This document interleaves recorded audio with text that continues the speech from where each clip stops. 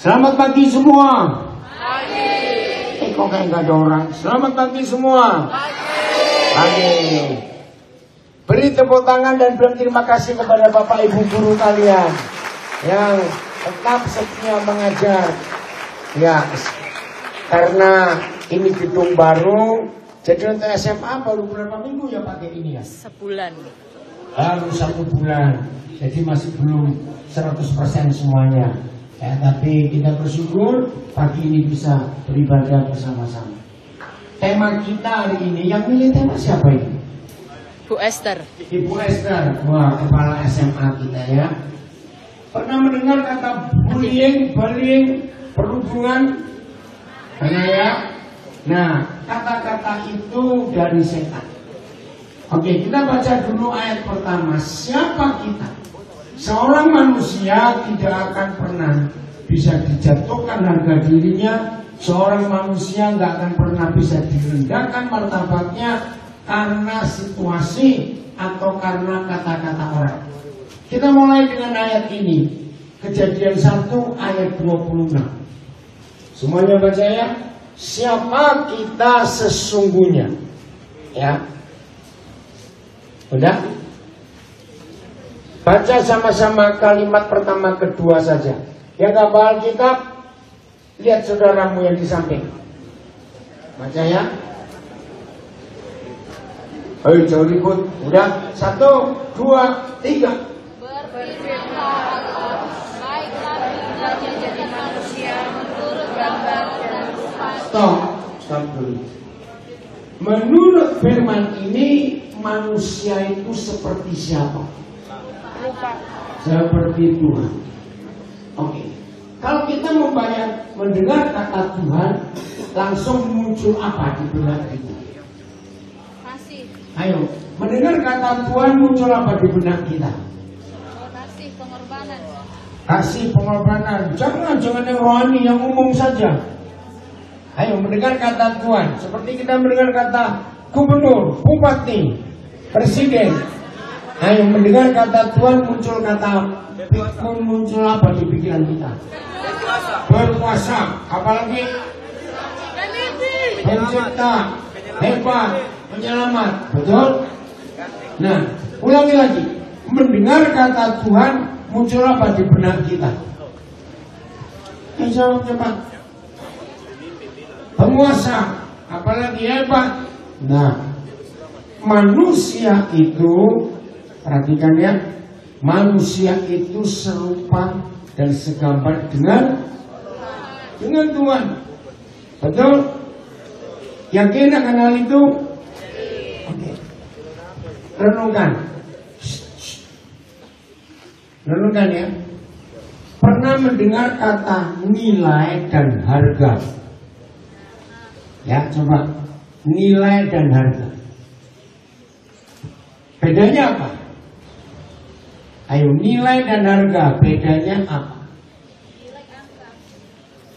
Nilai angka, justru bukan.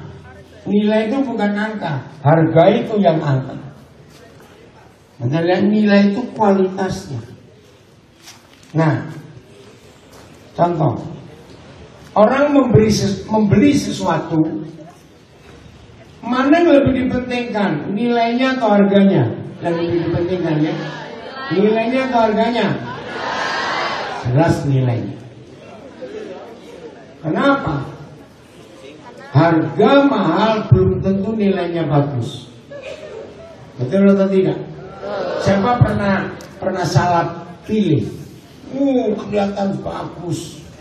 Ya, waktu dipajang itu kelihatan bagus, di display kelihatan bagus. Harganya ya pasti yang mahal kalau kelihatan bagus. Tapi setelah sampai rumah, ya kenapa tadi gak periksa ini? Pernah ngalami seperti itu?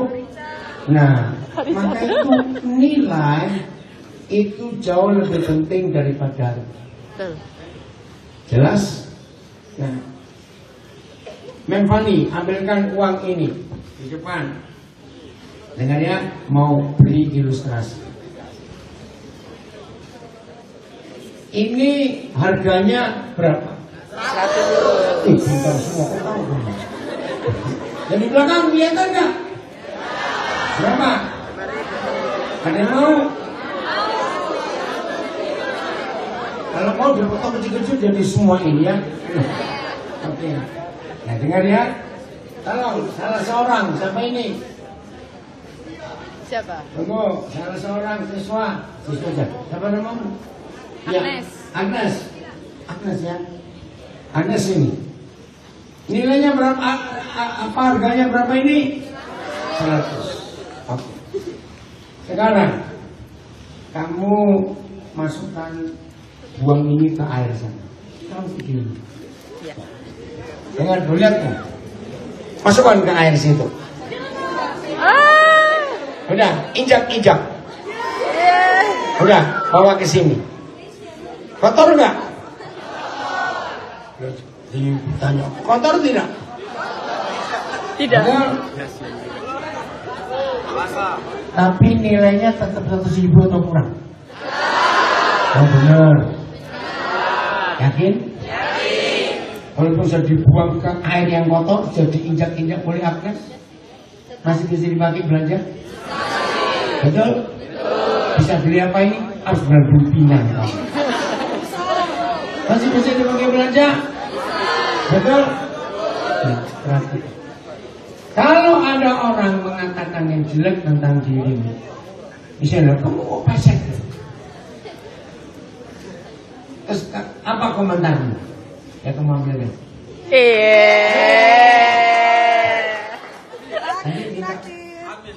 Pernah dengar. Kalau ada orang ngomong pesek kamu, reaksinya apa? Marah, salah itu marah. Jangan marah. Harus bersyukur punya hidung pesek. Amin. Karena fisik kita tidak menentukan nilai hidup. Katakan amin. Amin. Fisik kita tidak menentukan nilai hidup. Betul? Yang menentukan nilai hidup kita adalah kemampuan kita, bukan bentuk fisik. Pernah lihat ada orang cacat, kakinya nggak punya kaki, nggak punya tangan, tapi hidupnya bisa berhasil dan bisa berdampak untuk orang lain. Pernah lihat itu? Nah, contoh sekarang ada contoh di depan kita. Jitor sini. Nah, ini kakakmu, Jitor Sani. Kalau Fam Sani orang mana? Mana? Moni. Ya, gagal nggak? Tanya, gagal tidak? Cakep tidak? Nah, sebentar, Jitor gabung dengan kita tahun berapa? Angkatannya berapa di Subang? Tahun berapa? 4. Angkatan 4. Jadi tahun 2001. Tahun berapa? 90. Tahun 2000. Nah, jadi dari TK kakak Jitor ini gabung dengan kita sekolah di Sugapa. Sugapa itu kota mana? Ibu kota Kabupaten Intan Jaya. Kak Jitor ini dari IPB. IPB itu kampus mana? Institut Pertanian Bogor. Keren nggak? Keren. Wah, tepuk tangan. Begitu dong kalau punya cita-cita yang luar biasa. Iya. Nah, tapi secara fisik kakak Jitor ini nggak sempurna. Coba lihat. Jauh ya, bisa dekatkan. Bisa. Nah, lihat itu. Nggak ada jarinya, cuma telunjuk saja. Ya. Kenapa? Jadi waktu dia masih bayi, honainya kebakar. Di pedalaman, ya honainya kebakar. Honai itu rumah, ya orang-orang yang di pedalaman. Di Nabire ada pernah lihat honai tidak? Pernah ya. Nah itu tempat tinggalnya. Ketika honai terbakar, maka bagian tangan kiri ini kebakar juga.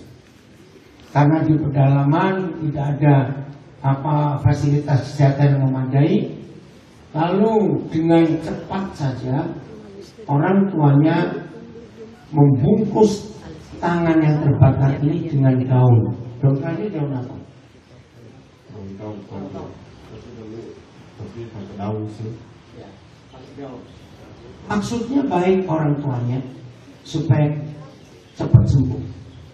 Tapi waktu mereka membungkus tangan ini tidak dibuka dengan baik. Bisa bayangin? Kegenggam. Nah, sampai sekarang ya begini. Secara logika orang berkata atau melihat malu nggak? Tapi Kak Cito tidak. Bahkan kakinya juga ya ada gangguan. Sekarang dia punya bisnis, punya usaha di Bandung. Apa itu? Oh, sekali. Nah, jadi ketika hari ini kita kumpul tema kita, jangan mau direndahkan oleh apa kata orang. Tapi semangat hidup. Coba cita-cita beri semangat ini adik-adik.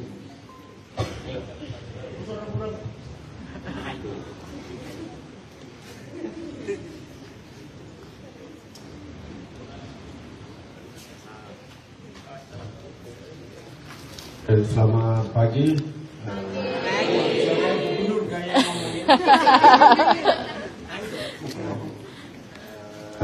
Saya dulu waktu gabung di yayasan itu tahun 2000.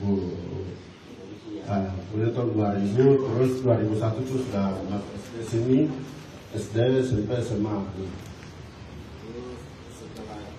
Setelah itu saya orangnya pemalu, tapi dulu Mana pemalu?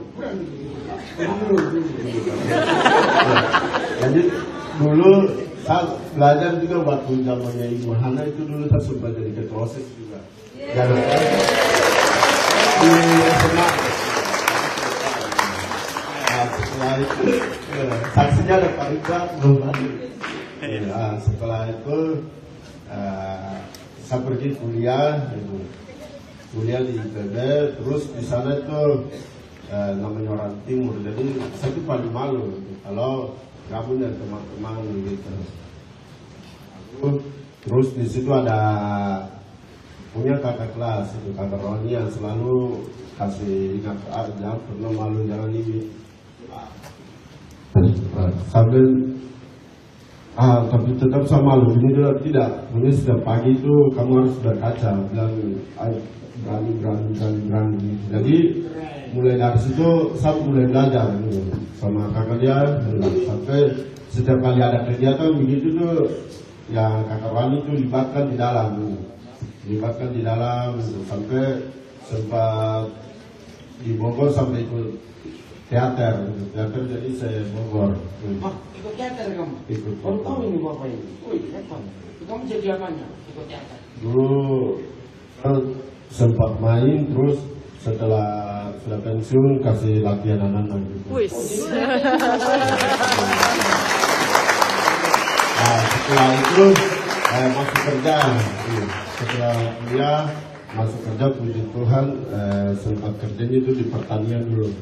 Sebelum di pertanian, terus dari pertanian minta resign, pindah, terus masuk pertanian lagi, terus minta resign, pindah lagi, terus sempat kerja di Jakarta, kerjanya hanya sehari, langsung minta resign karena jauh dari Bogor. Terus setelah itu baru puji Tuhan mulai masuk ke properti. Setelah masuk ke situ baru di situ kan, karena kita harus belajar mandiri, bahwa mau atau tidak kita harus berani untuk ketemu orang gitu. Jadi di situ awalnya saya juga malu, karena menjelaskan ke orang kan juga harus bahasanya jelas, apalagi kalau orang yang punya uang banyak, itu kan kita harus jelaskan dia punya bentuk fisik, rumahnya itu kan harus jelas, karena kalau tidak jelas gitu orang tidak akan percaya, apalagi kita orang Papua. Gitu, karena di sana kan terkenal ada orang Papua itu pemabuk dengan lain-lain begitu. Jadi sudah masuk situ belajar, sudah mulai agak lama baru orang mulai percaya. Sampai saya pernah ditanya begini, kenapa orang Papua kan tidak ada yang terjun ke dunia properti, tapi cuma bapak sendiri gitu. Wih, keren tuh. Sampai pernah saya ditanya itu tahu nggak juga. properti itu perusahaan apa, kerja apa itu? Jual. Jual beli rumah. Jual beli rumah itu, rumah, villa, tanah, begitu, apartemen, gudang, terus perusahaan gitu ke sana. Wih, keren gak itu? Sudah karena keadaan memaksa bahwa kita harus bisa, jadi sudah kepada masuk, baru mulai belajar situ, mulai ketemu dengan orang-orang sampai puji Tuhan punya klien saya itu ada Jenderal Bintang 3. Wih. Jadi di situ kenal sama, jadi ada kenal sama Kapolsek Bogor, terus Kapolsek Riau, karena mereka punya aset-aset itu mereka minta titip ke saya begitu. Jadi kayak punya jenderal, jadi waktu saya pulang ke Intan Jaya kan rawan konflik. Jadi si klien saya jenderal itu telepon duluan, kalau kamu ke Intan Jaya itu kan rawan konflik, jadi bagaimana mau dikawal kan tidak gitu. Tapi karena saya juga takut kalau di Intan Jaya kan nanti mereka udah sama mata lah, intel lah gitu. Saya juga takut, jadi saya bilang aduh jangan, tapi tetap mereka datang ke rumah, jadi seharusnya saya libur hampir 2 bulan di sana, tapi di sana cuma 4 hari karena takut. Kan gimana cara kamu ngadepin ejekan orang? Pernah nggak kamu diejek? Sering sekali Pak. Nah, ceritakan, saya ada di sini tahu. Kalau saya dulu orang kayak ejek gitu, saya tuh orangnya malas tahu. Jadi saya tuh punya prinsip bahwa bukan itu urusan mereka ya Tuhan. Kalau sama ya tentu saya jalan saja begitu. Wih, hebat itu. Nah, motor kalau jalan. Sudah sampai di sekolah juga pernah ya di kampus juga pernah begitu. Tapi waktu di kampus orang-orang ngomong apa? Teman-teman sekelasmu.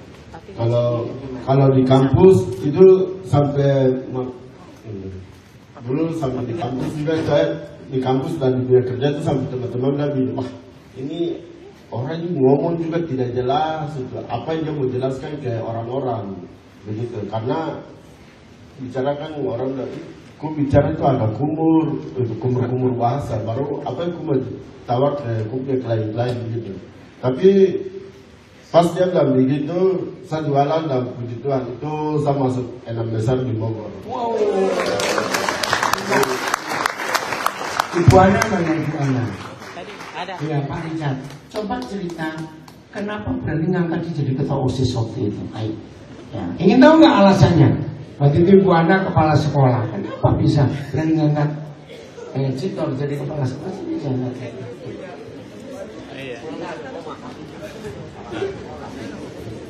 Kalau untuk pemilihan ketua OSIS sama seperti sekarang, sistemnya dipilih oleh siswa. Ya, jadi berarti kalau dia terpilih, dia dapat suara terbanyak, banyak siswa yang percaya sama Citor. Untuk ngajar bagaimana? Ceritakan supaya adik-adiknya ini. Ya begini, Citor ini waktu itu saya kesiswaan. Jadi saya masih ingat sekali waktu pemilihan, memang ada banyak teman-teman bilang gini, itu orangnya tidak sempurna, ada tangannya seperti itu, nanti kerja OSIS seperti apa? Gak bisa nanti kalau kerja OSIS. Tapi dalam pemilihan, saya bilang sama dia, Bapak pilih kamu, dukung kamu, karena Citor ini rajin. Tangannya ini dingin, suka berkebun. Mulai dari asrama, karena Bapak juga pernah dengan dia di asrama ya. Kita dengan angkatan mereka ini kami tidur sama-sama. Dia suka nanam. Makanya kalau masuk pertanian itu dia dari awal itu seperti itu, suka tanam. Kalau dia ada di sini itu karena ini semua dia bikin kebun dulu. Iya. Nah, jadi awalnya itu berawal dari rajin dan dia punya itu pengen sekolah itu kan di waktu di sana itu kan seperti ini tidak ada hijaunya, tapi dia ingin supaya bagaimana sekolah itu ada hijaunya. Nah itu gagasan dari dia waktu dia OSIS itu, yang hijau sekolah di SMA. Oke, begitu. Ini hebat ini. Tunggu. Setelah ini semua kalian siapkan pertanyaan. Yang pertanyaan berat-berat untuk kakak Cito. Oke, sebelum kalian beri pertanyaan, nah ini penting. Ingat tadi Pak Richard bilang, Bu Ana bilang, bukan kepala sekolah yang milih, tapi ketua OSIS selalu dipilih oleh siswa-siswi yang ada. Berarti kalau Cito terpilih, berarti ada nilai tambah nggak di dalam cacatan fisiknya? Nah, nilai tambah itu yang harus kita angkat di hidup kita.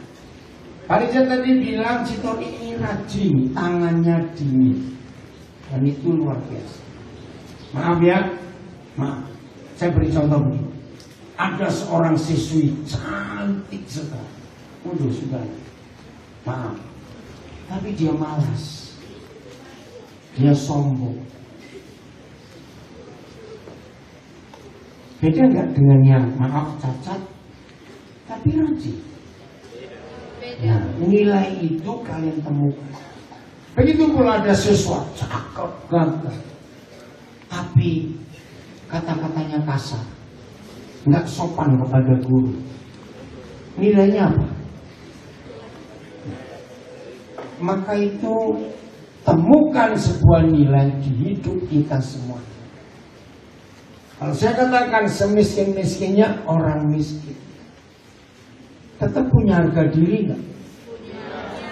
Sejelek-jeleknya orang jelek, tetap punya nilai nggak?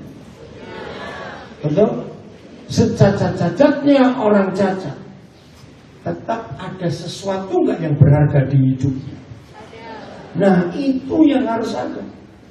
Kalau semua kita bisa menemukan harga diri dan nilai di hidup kita yang diakui oleh semua orang, maka nilai itu angkat terus untuk memuliakan Tuhan. Lihat tadi kakak Cito, betul awal-awal waktu dia gabung masih SD SMP saya lihat, karena ada seorang guru Ibu Monik waktu itu, masih ingat dia Bu Monik ya, berusaha mencarikan dokter ahli bedah. Waktu itu masih baru lulus TK di Sugapa, masuk SD ke sini.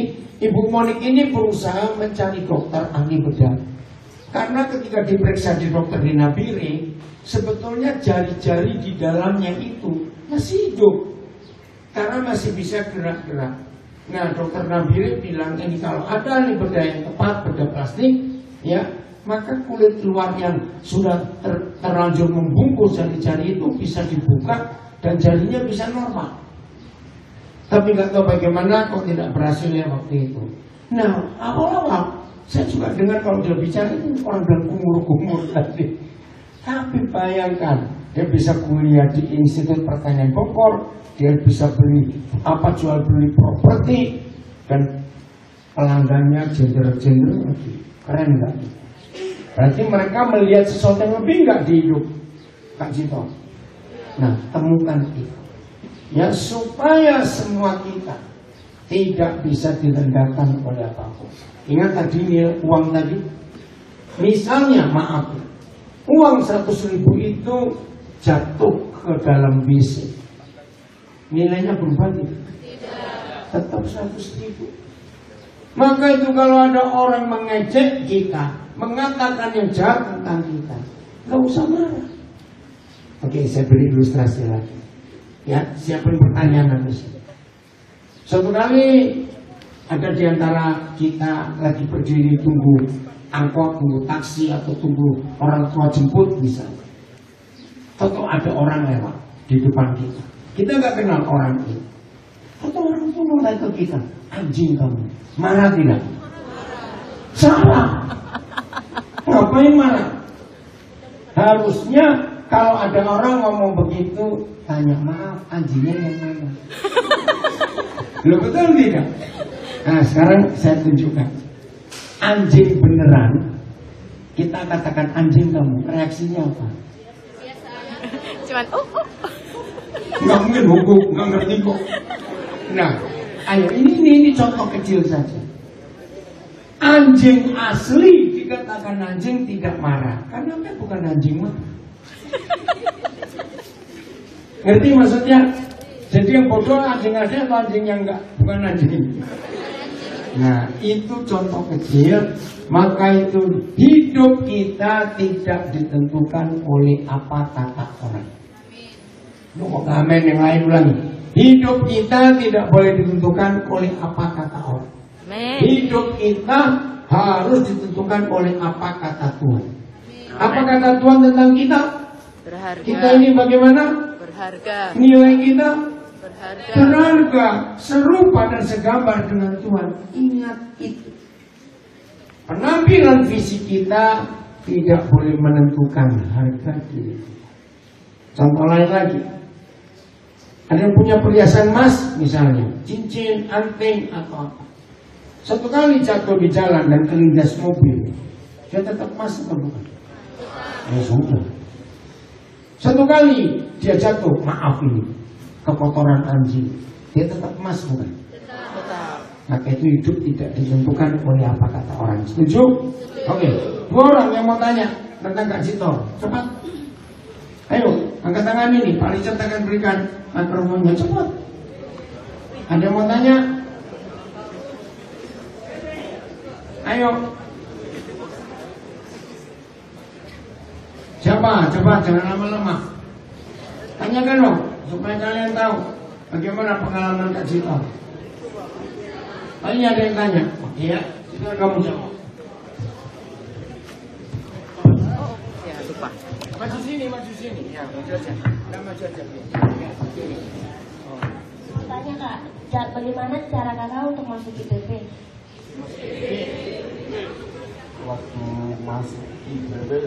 Waktu masuk IPB sih ikut apa? Seleksi Afirmasi ya. Ikut tes afirmasi. Terus puji Tuhan muncul tapi nama nomor 1 Nomor 1. di Nabire. Kami boleh ngomong enggak, Pi? Saya sempat juga hidup sama Citor nih, karena dia tinggal di asrama Anugerah juga. Satu hal yang saya tidak lupa waktu itu, Citor tuh sempat ngomong, bisa kuliah nggak ya? Tapi saya punya satu percaya bahwa dia pasti bisa. Kenapa? Karena dia itu hidup takut akan Tuhan. Gitu? Dia ini hidup takut akan Tuhan. Dia itu tidak mabuk, dia tidak merokok, dia benar-benar jaga hidupnya baik di hadapan Tuhan. Makanya saya percaya bahwa dia pasti bisa. Perhatikan, ini nilai yang tidak bisa diganti dengan apa saja, yaitu takut akan Tuhan. Sedih kalau melihat kebanyakan anak-anak Papua pemabuk tidak, pemabuk, penjudi. Nah, ini jadi saksi hidup. Kalau Memfani bisa melihat dia tidak ikut rusak, itu luar biasa. Ada lagi seorang? Ya, di belakang, maju sini, maju. 2 orang. Tidak apa-apa. Ayo. Yang cowok habis ini yang siswa, tanya dong. Mau tanya, bagaimana cara Kakak mempercayakan diri untuk orang-orang di luar sana untuk mempercayakan Kakak untuk salah satu orang timur yang ada di Jawa. Gimana mereka bisa percaya kita untuk orang timur yang penampilan pun tidak sempurna? Itu mereka percaya karena kan di saya kan di lingkungan saya kan maksudnya saya kan karena saya kan hidup di kos sendiri karena pernah kakak kelas bilang kalau aku mau maju itu harus keluar dari zona nyaman gitu. Kadang setiap hari kamu kan ketemu sama anak Papua, jadi gua harus mandiri dari keluar. Jadi di situ terus karena kan teman-teman juga kan sering lihat kalau memang misalkan ya minum juga tidak, mabuk juga tidak, punya itu semua tidak. Jadi sampai teman nawar bilang, oh besok gua kerja dengan saat di mana di perusahaan kan tidak, soalnya perusahaan apa? Ini dia bilang di properti, soalnya sebelah saya tidak tahu tuan properti di rumah begitu sama nawar ke siapa karena saya kan orang Papua jangan kau orang Papua, saudara. Di Bogor sini saya tidak kenal siapa-siapa, jadi saya mau nawar ke siapa, saya bilang begitu. Bilang begitu, terus bilang tidak punya, kau pasti bisa jualan, kau gabung saja. Jadi sudah, saya gabung, baru sudah, karena kalau kita kan harus kalau kasih penjelasan tentang rumah begitu ke orang kan, kalau saya terlalu serius juga nanti orang bilang itu muka apa? Muka sangir kan. Iya, muka sangir. Juga begitu, muka sangir begitu. Jadi saya karena orang kan penendam begitu, orang Papua kan muka begitu. Jadi sudah. Jadi kalau orang datang begitu, karena memang saya pernah ikut teater, jadi saya jelaskan sedikit, terus sedikitnya ada lawakan. Gitu.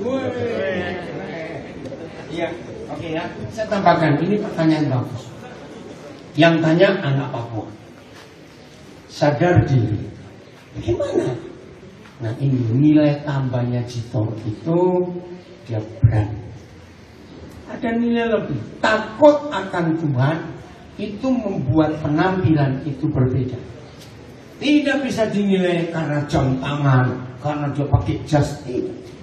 Tuhan akan menolong orang yang hidupnya takut akan Tuhan, dan pasti ada nilai lebih yang bisa dilihat oleh orang. Coba baca Kejadian 39 ayat 2, ayat 1, 2, dan 3. Ayo cepetan. Setelah itu ada yang tanya satu ya. Kejadian 39 ayat 1, 2, dan 3 dulu. Cepat. 1, 2, 3. Ulang yang kan. Adapun Yusuf telah dibawa ke Mesir. Nah, jadi Yusuf itu dijual seperti orang jual ayam potong, seperti orang jual ikan. Dibeli oleh Potifar. Kata dibeli. Coba bayangkan. Apa nilai orang yang hidupnya dibeli?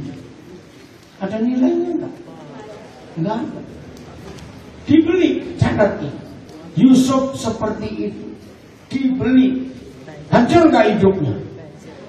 Ayat 2. 1, 2, 3. Nah ini kuncinya. Tetapi Bapa di surga menyertai Yusuf. Sesuatu yang berbahagia, yakinkan dirimu. Bukan penampilanmu, bukan kegagalanmu, bukan. Ya, tapi penyertaan Tuhan. Apa yang terjadi kalau Tuhan menyertai? Terus sehingga catat. Sehingga Yusuf menjadi seorang yang, kata selalu ini kuncinya. Karena disertai Tuhan, maka dia selalu berhasil. Contoh Kak Jito, secara fisik tidak sempurna, tetapi karena dia takut akan Tuhan sejak masih di asrama, maka apa yang Tuhan hasilkan untuk Kakak Jito dibuat selalu berhasil. Bayangkan, saya juga kagum, bangga. Kliennya bisa jenderal bintang 3, berani mempercayai anak Papua dari pedalaman pegunungan Intan Jaya itu. Keren. Nah terus kalimat berikut. Maka Yusuf berubah tempat. Dari barak tinggal ke rumah bos. Satu rumah dengan bos. Ayat 4. Ya, Yusuf mendapat kasih karunia. Tadi yang tanya siapa namanya? Siswi siapa tadi? Ya, kelas berapa kamu? Kelas 11B. Pertanyaannya bagus. Karena dia sadar sebagai orang Papua juga. Bagaimana Kakak Jito cacat lagi bisa dipercaya? Karena firman itu. Karena Kakak Jito takut akan Tuhan, maka Tuhan menyertai. Apa hasilnya kalau Tuhan menyertai? Selalu berhasil. Bukan karena penampilan, bukan karena apa-apa. Lanjut. Lalu orang ini Yusuf mendapat kasih sayang bosnya, dan dia nggak tinggal di barak tapi tinggal serumah. Terus? Nah, akhirnya berubah melayani bos. Ya, terus? Nah, kepada tolong yang di belakang-belakang ini serius buat masa depan kalian ya. Kalian tidak ditentukan berhasil atau tidak karena sekolah di SMA, SMK, anak panah, tidak. Kalian berhasil ditentukan oleh diri kalian sendiri. Kalau Tuhan menyertai kita semua seperti Yusuf, pasti selalu berhasil. Ketika berhasil, maka dia mendapat kasih sayang bosnya dan tinggal serumah, dan bosnya minta dilayani oleh Yusuf. Naik pangkat enggak? Naik tingkat tidak? Terus. Nah, segala apa yang dia punya, Yusuf menjadi manajernya. Jadi bukan karena kata orang, tapi apa kata Tuhan. Lanjut ayat 5. Oh, sebentar, ayat berapa itu? Yang ada kalimat setelah dilihat oleh tuannya. Itu ayat berapa? Oh, ayat 3 balik lagi. Ini yang kita mau belajar. Ayat 3. Semuanya baca, tolong, ini belakang. Buka Alkitab kalian. Ayo, semua. Kejadian 39 ayat 3. Cepat. 1, 2, 3. Nah, stop dulu. Tuannya ini orang percaya atau bukan? Bukan. Saudara perhatikan, yang di rumah juga mengikuti. Orang yang tidak percaya Tuhan itu bisa melihat penyertaan Tuhan di hidup anak-anak Tuhan. Katakan amin. Amin. Citor, selama ini klien itu banyak yang Kristen atau tidak? Lebih banyak Muslim, bahkan Ustaz. Lebih banyak yang bukan percaya Tuhan. Tapi mereka bisa percaya Citor karena ayat ini. Lagi sekalian, kami minta para guru, kami minta para orang tua, minta dalam nama Yesus. Jaga mulutmu. Jangan suka merendahkan temanmu yang lain. Setuju? Jaga mulut kalian. Jangan mengeluarkan kata-kata jahat untuk teman. Yang di tengah, mata naik. Dengar dulu. Jangan pernah mengeluarkan kata-kata yang jahat untuk teman-temanmu. Setuju? Jangan. Karena Tuhan berkata, kalau kita nggak suka orang buat itu kepada kita, maka kita jangan buat itu untuk orang. Jadi kakak Citor dapat kepercayaan bukan karena dia gagah, bukan karena dia ini, karena Tuhan menyertai. Ini kunci. Ini nilai hidup yang luar biasa. Yang mau tanya lagi tadi ketiga, cepat. Tadi sama katanya. Oh, sama, Laki-laki, belakang ada laki-laki. Maju. Yang laki maju. Yang siswa. Ya cepat. Yang ini dulu. Yang depan. Yang laki-laki. Ayo maju sini. Cepat. Ayo. Oh, iya. Ya, silakan. Apa pertanyaan? Kak Jitor, saya ingin bertanya. Kan Kak Jitor sering diremehkan sama orang-orang sekitar. Pernah tidak Kak Jitor kayak merasa kenapa hidup saya begini? Pernah tidak mental Kak Jitor tuh jatuh dan kayak Tuhan, kenapa hidup saya begini? Kenapa tidak kayak orang lain? Pernah. Iya, pernah alami sih. Sikapku bagaimana? Kalau ada orang atau muncul pertanyaan, kenapa aku beda sama yang lain? Kalau waktu di kerja itu sudah sama resign aja langsung begitu. Tapi dari dokternya bilang,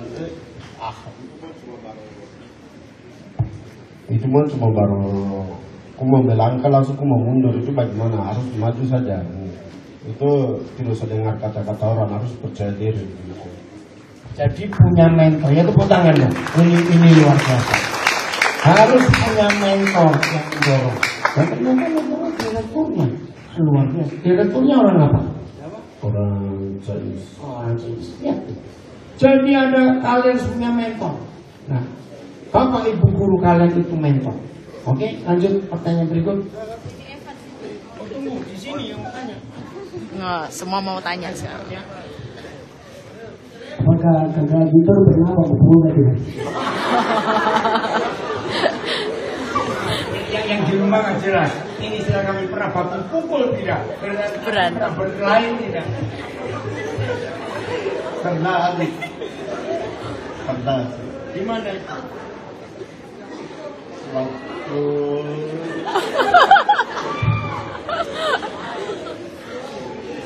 Waktu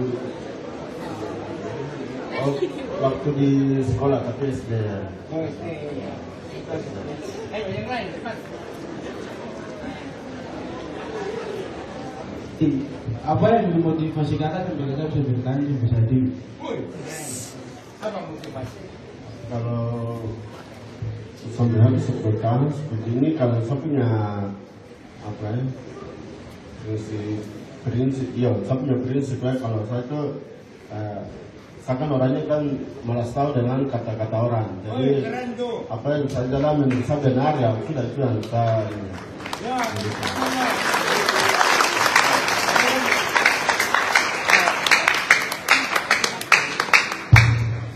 Apakah kakak pernah jatuh dalam hal pernah mengalah dalam hal yang kecil saja buat tidak mau terus sekolah lagi gitu kan? Terus apa penghasilan pertama kakak yang paling bikin kakak bangga? Penghasilan Yang kedua, apa?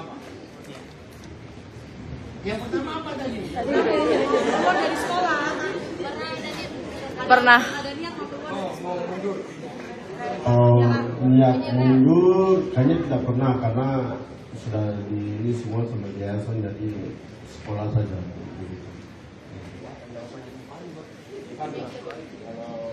Kedua penghasilan paling buat bangga itu kerja di perumahan di properti karena kerja di situ kan tidak ada yang atur, jadi bebas. Kita mau dapat uang kan, gitu. Jadi karena saya pernah jual itu paling besar yang saya pernah dapat itu di 120 juta komisinya satu kali jual. Jadi itu yang buat saya semangat baru saya tambah lagi.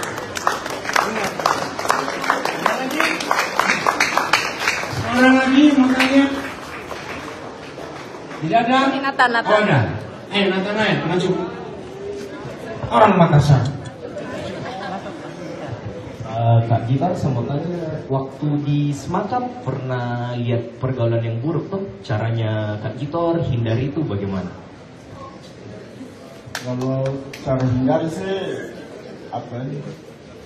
kayak itu. Kalau saya kan memang orangnya kan tidak suka bergaul, tapi saya punya prinsip kalau saya bergaul dengan teman yang ini, misalnya kalau mabuk apa gitu, saya punya prinsip kalau saya bergaul dengan dia ya dan sampai saya pergaulan saya yang terbawa sama dia, jadi mau tidak itu dia yang harus ikuti saya gitu.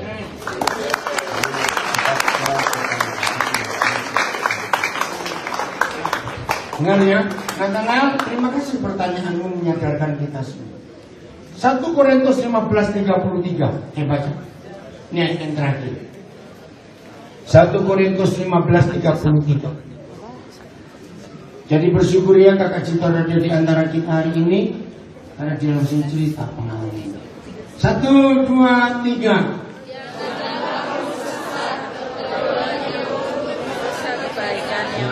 Janganlah kamu sesat, jangan kamu ngawur, jangan kamu sembarang, jangan kamu sembrono.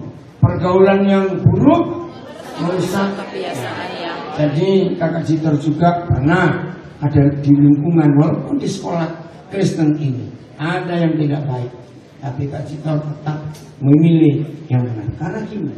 Hidup itu tidak ditentukan oleh apa yang orang buat. Setuju? Harus diri kita sendiri. Jadi mulai hari ini mau berubah. Yang pernah dibully, yang pernah direndahkan, yang pernah diejek, bagaimana sikapnya?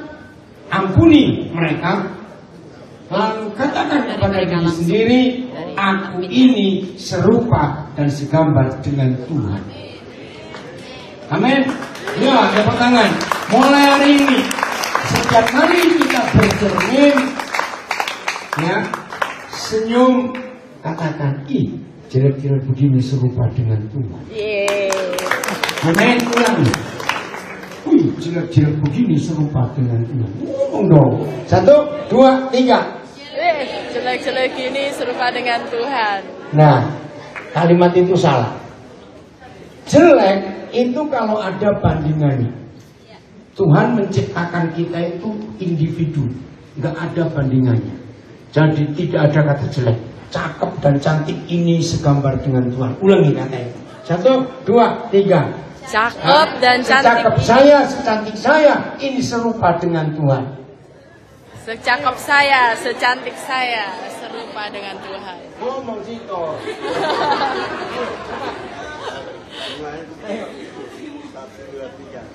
Secakep saya dan secantik saya, serupa dengan Haleluya, puji Tuhan.